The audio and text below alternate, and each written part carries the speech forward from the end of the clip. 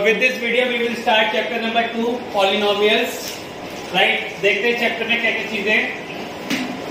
सबसे पहले general polynomial की इक्वेशन क्या होती है आपकी, px, p का मतलब पॉलिनोमियल, x का मतलब वेरिएबल, यानी ये पॉलिनोमियल का वेरिएबल क्या है x। x की जगह y भी हो सकता है, z भी हो सकता है, t भी हो सकता है, u भी हो सकता है, v भी हो सकता है। जहां जहां x आ रहा है वेरिएबल वहां पर कोई भी अल्फाबेट हो सकता है, सिर्फ किसे छोड़ के, a छोड़ के, क्योंकि a हमने रियल नंबर मान रखा है, जैसे 2 3 4 5 6 -1 -2।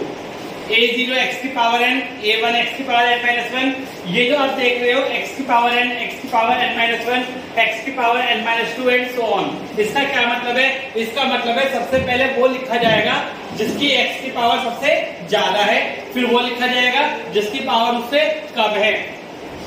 जैसे x3 x2 2x -1 से लिखा है, ये भी से लिखा है, ये भी और ये भी। मुझे बताओ इनमें से कौन से पॉलिनोमियल नहीं हो सकते? कौन कौन से पॉलिनोमियल नहीं हो सकते? ये हो सकता है, नहीं हो सकता, ये हो सकता है, नहीं हो सकता। ये पॉलिनोमियल क्यों नहीं हो सकता? जरा यहाँ देखो, मैंने लिखा है जो मैक्सिमम पावर है वेरिएबल की, ना तो वो नेगेटिव हो सकती और ना वो फ्रैक्शन हो सकती। अगर तुम्हें चेक करना है किसी क्वेश्चन को कि पॉलिनोमियल है या नहीं है, तो कैसे चेक करोगे? उसकी पावर से। अगर पावर आपकी अपोन में आ रही है, पावर आपकी नेगेटिव आ रही है, तो वो पॉलिनोमियल नहीं है। अगर डिग्री के बेसिस पे बात करें तो डिग्री क्या होती है आपकी, आपके वेरिएबल की जितनी पावर है उसे क्या बोलते हैं? डिग्री। मैक्सिमम पावर को क्या बोलते हैं? डिग्री। उस बेसिस पे कितने टाइप के पॉलिनोमियल पढ़ने में? 4 टाइप के मेन पॉलिनोमियल पढ़ने। सबसे पहला आता है लीनियर पॉलिनोमियल। लीनियर पॉलिनोमियल कौन सा होता है? जिसकी डिग्री, जिसकी मैक्सिमम पावर 1 होती है, यानी डिग्री 1। जैसे यहाँ देख रहे हो, यहाँ पे x की पावर भी 1 है और y की पावर भी 1 है, तो ये हो गया लीनियर। क्वाड्रेटिक में डिग्री 2। जैसे आप देख रहे हो x की मैक्सिमम पावर क्या है? 2। क्या मैं पहले से ठीक करके लिखूंगा? नहीं लिखूंगा। कैसे लिखेंगे?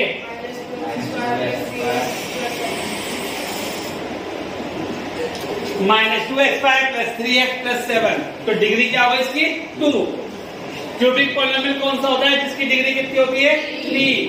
जैसे आप देख रहे हो 2x² - 3x³ + 7x - 5, तो डिग्री कितनी होगी इसकी? 3। ये बाई क्वाड्रेटिक, यानी डिग्री कितनी होगी? 4। जैसे आप देख रहे हो यहाँ पे x की मैक्सिमम पावर क्या है? 4, तो डिग्री हो गई 4। तो उसे क्या बोलते हैं? By quadratic polynomial. हमारे कोर्स में जो सॉल्यूशन है वो सिर्फ किसका है? लीनियर और क्वाड्रेटिक का। क्यूबिक और बाई क्वाड्रेटिक का हमारे कोर्स में नहीं है। क्वाड्रेटिक का तो होता ही नहीं है, पर हमारी बुक में क्यूबिक पॉलिनोमियल भी है, पर वो हमें नहीं करना है। हमें सिर्फ क्या करना है? लीनियर और क्वाड्रेटिक। अच्छा, लीनियर में x की कितनी वैल्यूज आएंगी? लीनियर में x की 1 रूट आएगा, 1 0 आएगा बस। क्वाड्रेटिक में x की कितनी वैल्यूज आती हैं? 2 वैल्यूज आती हैं। हमारे कोर्स में एक चैप्टर भी है जो क्वाड्रेटिक इक्वेशन के ऊपर है, यानी कि चैप्टर नंबर 4। ठीक है, तो हमें किस किस का सॉल्यूशन करना है इस चैप्टर में? लीनियर का और क्वाड्रेटिक का। लिख लो, फिर स्टार्ट करें। हमारे कोर्स में रिलेशन है किसकी? सिर्फ क्वाड्रेटिक पॉलिनोमियल की। वैसे आपको एनसीईआरटी के बुक में दोनों की रिलेशन दे रखी होगी, क्वाड्रेटिक की भी और क्यूबिक की भी, पर हमारे कोर्स में सिर्फ किसकी रिलेशन पढ़नी है? क्वाड्रेटिक की। क्या होती है quadratic equation? ax² + bx + c। Right, जहां पे a कौन सी टर्म होती है जो किसके साथ लिखी हुई है? x² की। जब भी आप रिलेशन बनाते हैं जीरोस ऑफ पॉलिनोमियल में सिर्फ रियल नंबर्स का इस्तेमाल करते हैं। किस किस का? a का, b का और c का। किसका इस्तेमाल नहीं करते? x² का। और x मत लिखना, क्या क्या लिखेंगे? सिर्फ a, b और c। a, b और c हम क्या लेंगे? With sine. अगर यहाँ पे -2 है तो -2 लिखा जाएगा, अगर b के साथ -3 है तो -3 लिखा जाएगा, और c विदाउट x। राइट। अच्छा, अगर x वाली टर्म नहीं है तो b की वैल्यू क्या लोगे? 0। अगर x² नहीं है क्वेश्चन में तो a की वैल्यू क्या लोगे? 0। अदरवाइज हमें पता है क्वाड्रेटिक पॉलिनोमियल बनाने के लिए कभी भी क्या 0 नहीं होगा? a। लीनियर बनाने के लिए कभी भी क्या 0 नहीं होगा? b। और अगर दोनों 0 हो गए तो कौन सा पॉलिनोमियल बन जाएगा? Constant polynomial. वो कौन सा होता है कांस्टेंट पॉलिनोमियल? जिसमें वेरिएबल नहीं होते और कांस्टेंट पॉलिनोमियल की डिग्री कितनी होती है? 0। लिख लो जरा, कहीं को लिख लो, कांस्टेंट पॉलिनोमियल की डिग्री कितनी होती है? 0।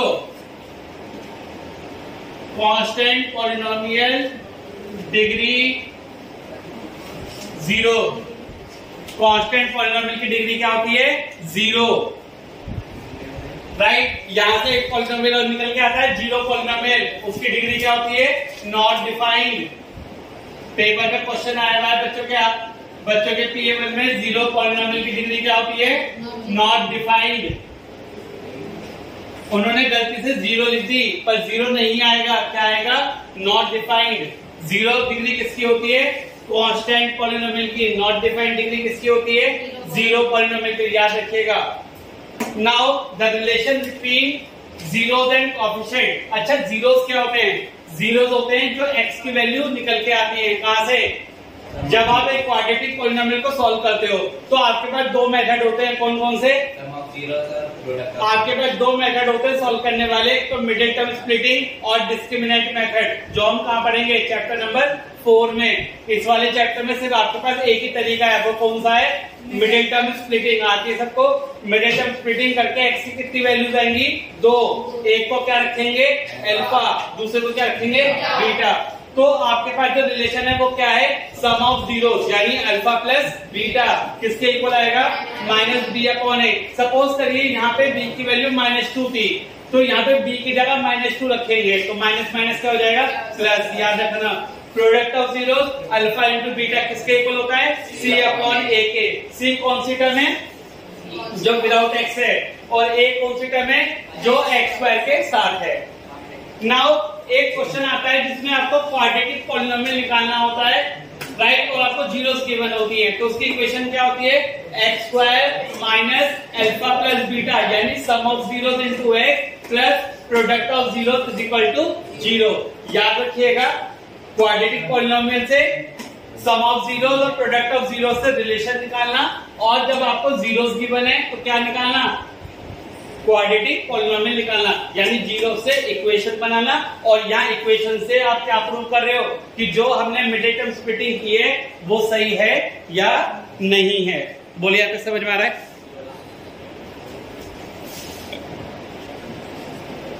ये आपका लास्ट टॉपिक है चैप्टर का, ग्राफ ऑफ पॉलिनोमियल। इस टॉपिक में आपसे पूछा जाता है कि ग्राफ देख के बताइए कि कितनी जीरोस आ रही है। ग्राफ से बताएंगे हम कितनी जीरोस आ रही है। तो आपको दिखाई दे रहा है कोई भी ग्राफ जितनी बार एक्स एक्सिस पे कट करेगा, कोई भी ग्राफ जितनी एक्सिस पे कट करेगा उतनी आपकी जीरोस होंगी। जैसे यहाँ पे 2 बार कट कर रहा है तो कितनी जीरोस होंगी इसकी? 2। यहाँ कितनी बार कट कर रहा है? 2 बार। कितनी जीरोस होंगी? 2। तो 2 बार कट करने वाले को क्या बोलते हैं? Quadratic polynomial. अब आपसे एक क्वेश्चन पूछा जाता है कि बताइए क्वाड्रेटिक पॉलिनोमियल है, इसमें आपका अपवर्ड पैराबोला बनेगा या डाउनवर्ड बनेगा? तो आप किसकी वैल्यू से बताएंगे? a की वैल्यू से। अगर a की वैल्यू पॉजिटिव है तो कैसा पैराबोला बनेगा? अपवर्ड। अगर a की वैल्यू नेगेटिव है तो कैसा पैराबोला बनेगा? डाउनवर्ड। जरा देखो, एक इक्वेशन दे रखी है, सपोज तुम्हें 2x minus 3x² plus 4 equal to 0। सीधा क्वेश्चन दिया 1 नंबर का, और आपसे पूछा बताइए अपवर्ड पैराबोला बनेगा डाउनवर्ड? आपको पता है कि x² की वैल्यू जो a है वो नेगेटिव है, तो कैसा पैराबोला बनेगा? डाउनवर्ड। अब बच्चे कह रहे हैं इस क्वेश्चन को out of syllabus. Out of syllabus नहीं है, हमें x² की वैल्यू चेक करनी है और देखना है कि a की वैल्यू नेगेटिव है या पॉजिटिव है। अगर a की वैल्यू पॉजिटिव तो अपवर्ड पैराबोला, a की वैल्यू नेगेटिव तो डाउनवर्ड पैराबोला। अगर आपका लीनियर पॉलिनोमियल का ग्राफ है तो वो एक्स एक्सिस को कितनी बार कट करेगा?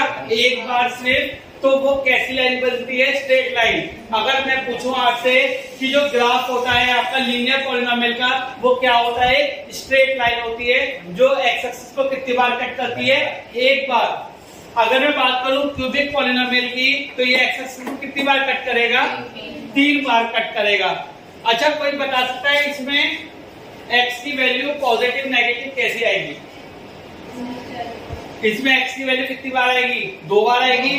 अब तुम्हें यहीं से पता चल जाएगा कि x की एक वैल्यू तो नेगेटिव आएगी और एक वैल्यू पॉजिटिव, क्योंकि आप लोगों को पता है x इधर नेगेटिव होता है, इधर पॉजिटिव। तो x की जो 2 वैल्यू आएगी, एक नेगेटिव आएगी, एक पॉजिटिव। यहाँ पे भी x की एक वैल्यू नेगेटिव, एक वैल्यू पॉजिटिव। यहाँ पे x की पॉजिटिव नेगेटिव पॉजिटिव, यहाँ पे एक नेगेटिव और 2 पॉजिटिव। बोलो समझ में आ गया? इस टाइप से आप सारे क्वेश्चन ग्राफ वाले सॉल्व कर सकते हो। चाहे आपको ये बताना पैराबोला कैसे बनेगा, चाहे आपको ये बताना है एक्स की वैल्यू पॉजिटिव आएगी नेगेटिव आएगी, चाहे आपको डिग्री बतानी पड़े, ये क्यूबिक है तो इसकी डिग्री कितनी होगी 3, इसकी डिग्री कितनी होगी 1, इसकी डिग्री कितनी होगी 2। ये क्वाड्रेटिक का क्या बनेगा पैराबोला, लीनियर की क्या बनेगी स्ट्रेट लाइन, और क्यूबिक में कितनी बार कट करेगा 3 बार, ठीक है। और जितनी बार भी कट करे वो आपकी हो जाएगी डिग्री, किसे एक्स एक्सिस को। अच्छा अगर मैं वाई में पैराबोला बनाऊं तो अगर मैंने क्वेश्चन में आपसे पूछा है तो पॉलिनोमियल है वो किसका है y का।